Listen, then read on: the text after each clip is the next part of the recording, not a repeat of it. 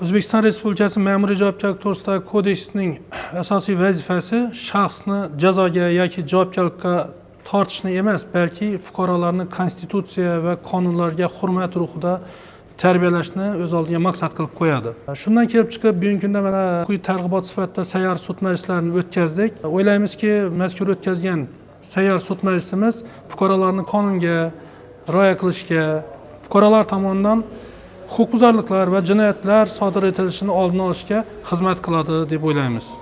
Bugungi kunda sayyor sud majlisida 40 tadan ortiq ishlar ko'rib chiqildi. Endi ayrimlari yo'l harakati xavfsizligi bilan bog'liq holatda bo'lsa, ayrimlari Majburiy ijro byurosining aliment qarzdorliklarini undirish masalalari bo'yicha ko'rildi.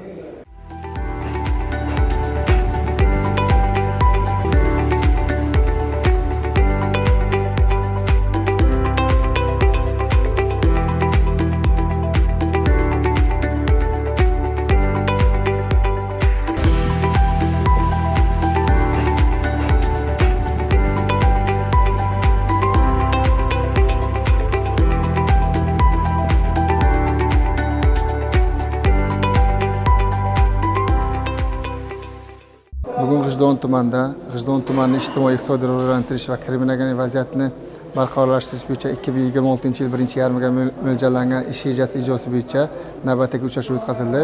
Ushbu uchrashuvda aliment to'lovidan muntazam qarzdorligi bo'lgan shaxslar bilan uchrashilib, unda 10 ga yaqin oilalar yarashtirilib, aliment to'lashdan bo'yin tovlab kelayotgan 20 ga yaqin shaxslarga nisbatan Ma'muriy javobgarlik to'g'risidagi kodeksning 47-4-moddasiga asosan ma'muriy bayonnomalar rasmiylashtirilib, to'plangan hujjatlar jinoyat ishlari bo'yicha G'ijdon tuman sudiga taqdim qilindi.